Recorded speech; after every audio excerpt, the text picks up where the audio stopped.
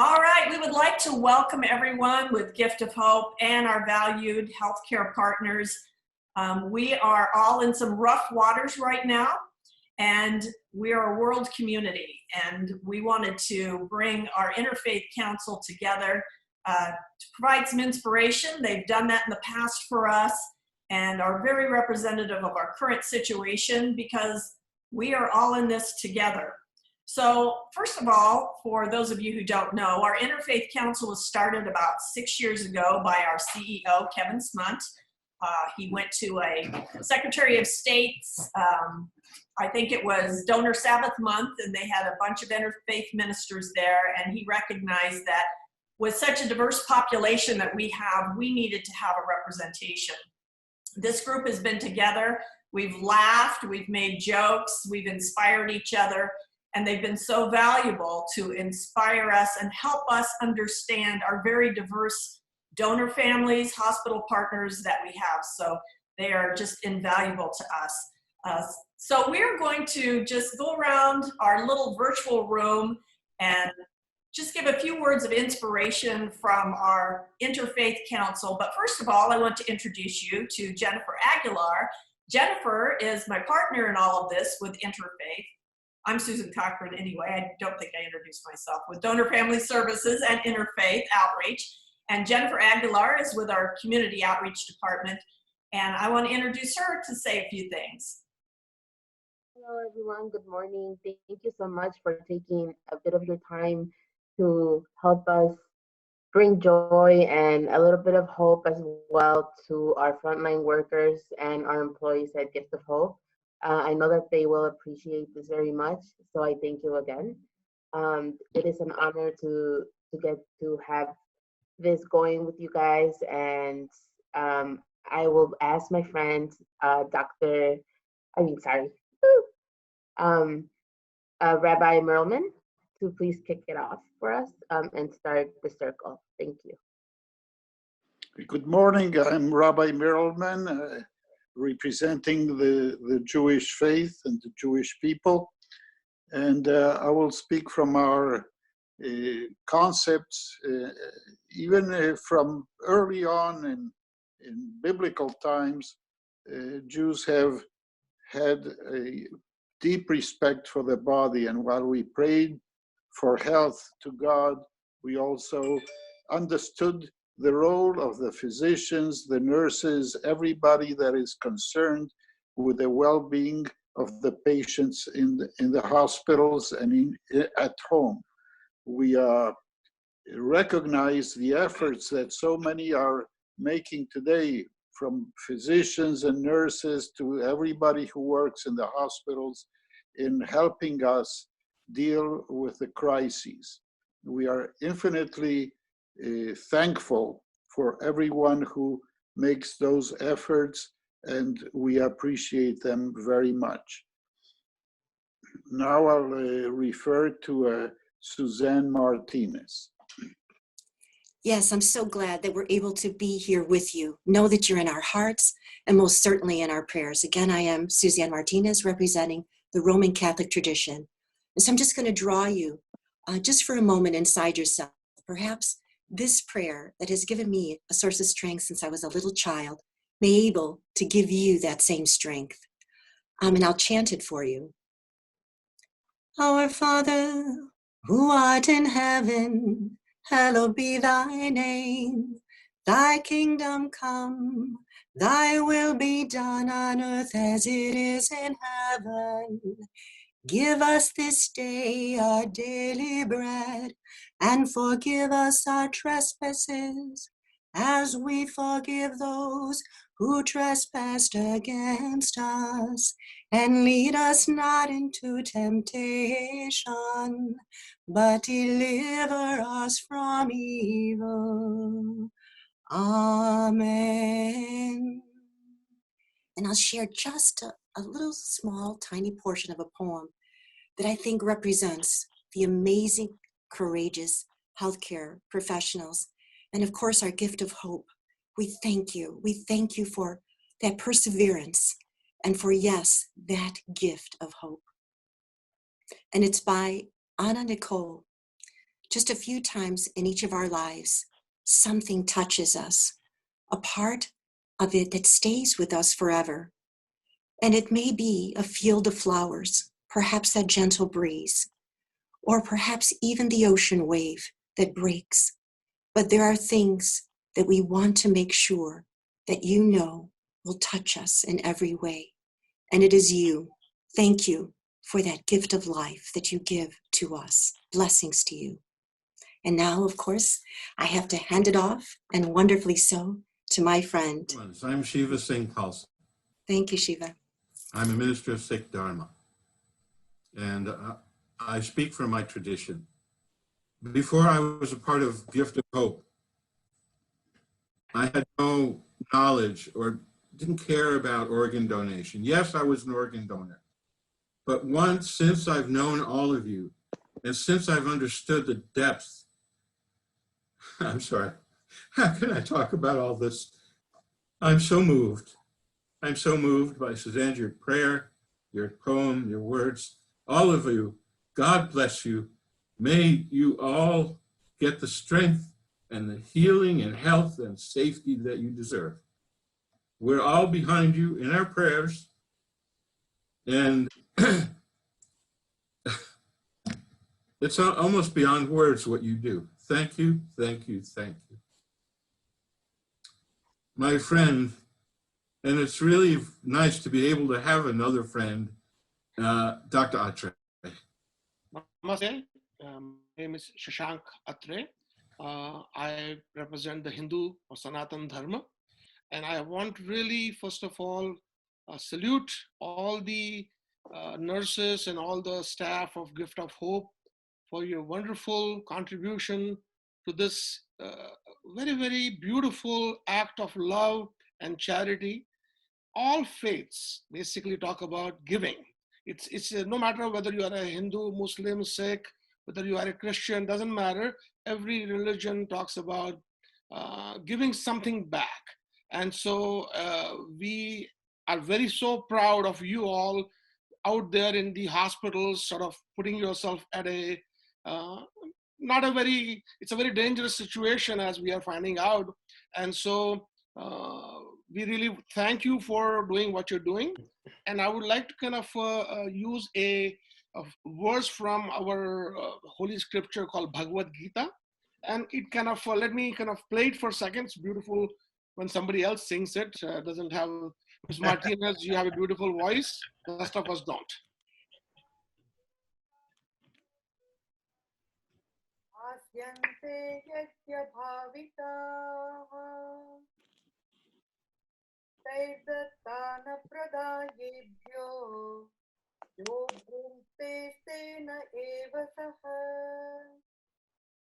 So this particular verse from Bhagavad Gita really says that, you know, God has given us so much.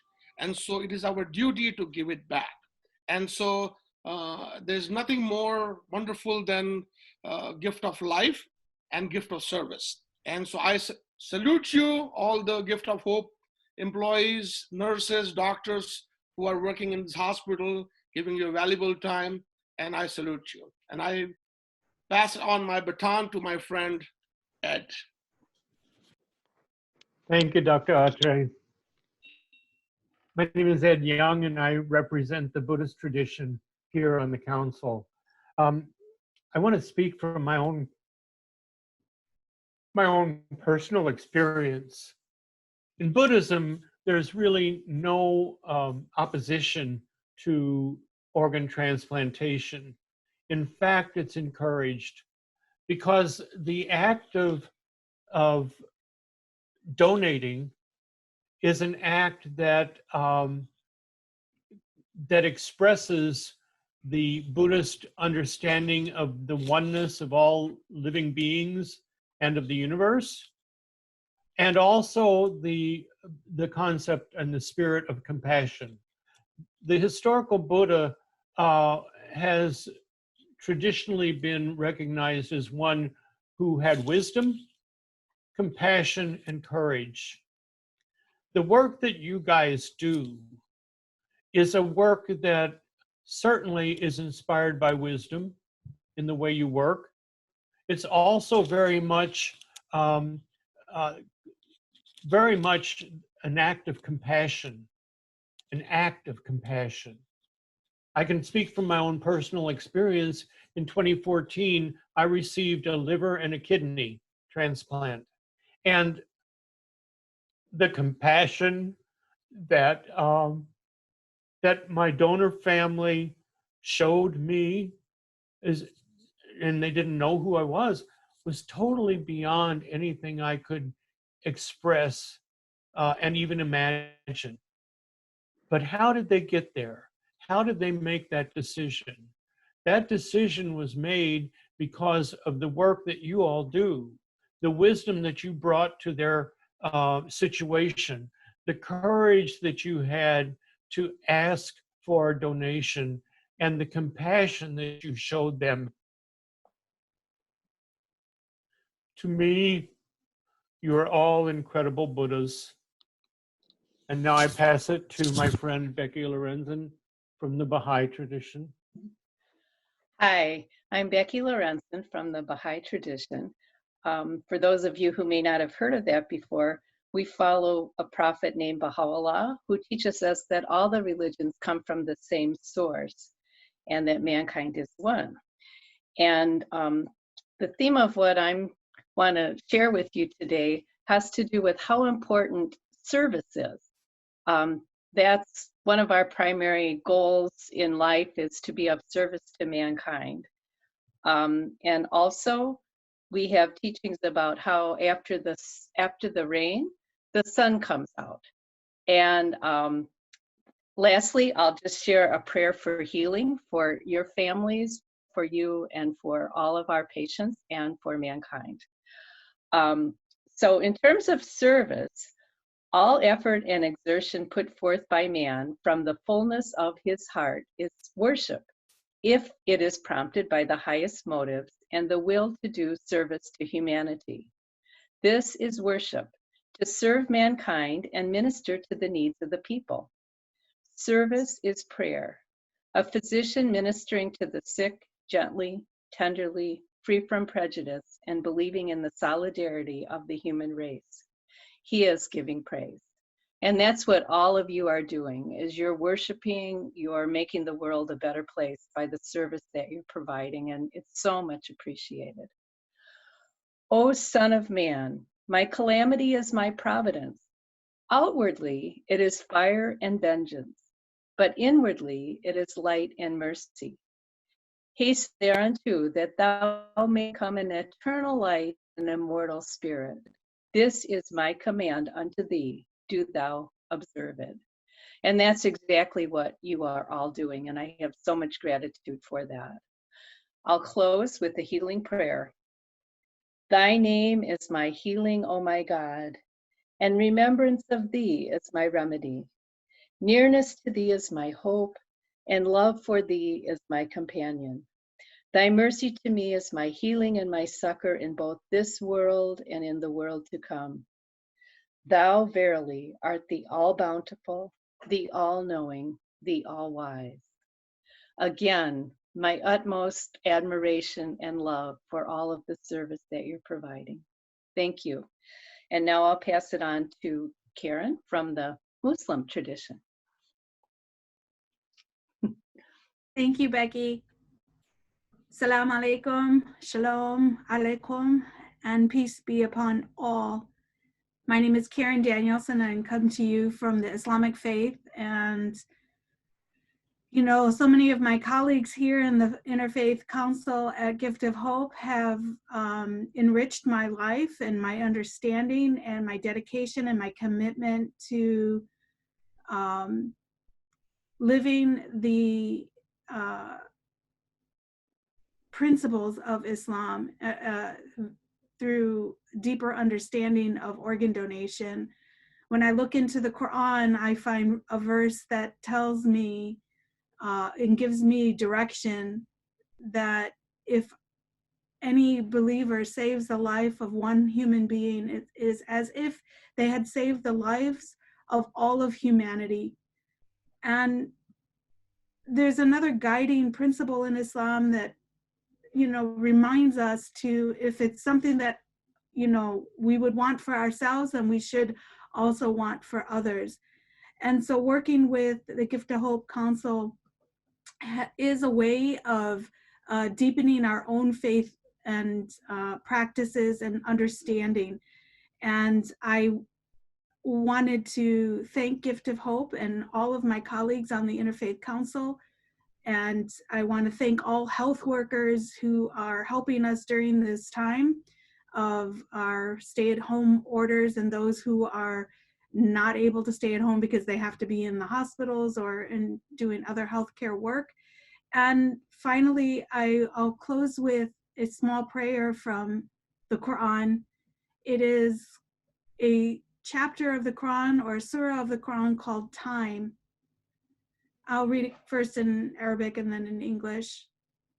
أعوذ بالله من الشيطان الرجيم بسم الله الرحمن الرحيم والعصر إن الإنسان لفي خسر إلا الذين آمنوا وعملوا الصالحات وتواصوا بالحق وتواصوا بالصبر. And the translation is, in the name of Allah, the entirely merciful, the especially merciful.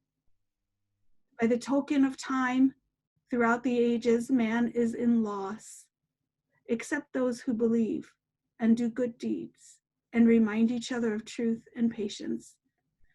Thank you. I'll pass it off to my colleague, Rabbi Michael Zedeck. Thank you, Karen. And as the penultimate presenter in this montage, I'm delighted to have this opportunity to share. And since we're talking about sharing from our various traditions, among the things that they all have clearly in common is a recognition of the power of story. So, as not untypical of my offerings, I want to offer a story. It was immediately before the lockdown that we're currently experiencing as we're making these recordings began, and I was leaving the last class I would teach at our building before it was shut down, driving home, and an image came to mind that I hadn't used in years, and I was curious as to why, and it was compelling. This is the image. Parents, a family that consists of two young parents and a 5-year-old child, are being visited by a veterinarian who's paying a home visit because this veterinarian does euthanize animals when their time, alas, arrives. The family is commiserating with the veterinarian about that other family member, their 11-year-old Labrador Retriever. And with the wisdom of a child who knows when adults are talking about things that they shouldn't be listening to, the child creeps near unseen. The parents are talking with the vet about how to explain this to their 5-year-old child. And the mother inserts a concern. It's so sad dogs don't live a very long time. The child overheard and said, I know why dogs don't live a long time. And they inquire why. He said, well, our whole purpose in being here is to learn how to love. And dogs already know how to do that. They don't have to make as long a journey. So in the journey that all of you are embracing and living out in real time, it is a quintessential example of what it means to learn and live the lesson of our lives. Or to put it another way, wherever one's tradition may be about the language that includes references to God, this final line from one of my favorite musical moments, Les Miserables, when Jean Valjean, with his dying breath, says, this truth that is forever certain, to love another person is to see the face of God. To put it in another frame, there's holiness all around us. There's a sacred dimension in us. And what you all are doing is doing that remarkable, awesome, and overwhelming work. May all that is holy and sacred bless you in that endeavor. And now I'm happy to turn the camera over to our convener and catalyst, Susan Cochran. Godspeed to everyone. We love you all, and thank you to our interfaith ministers. Let's keep those prayers going. Thank you.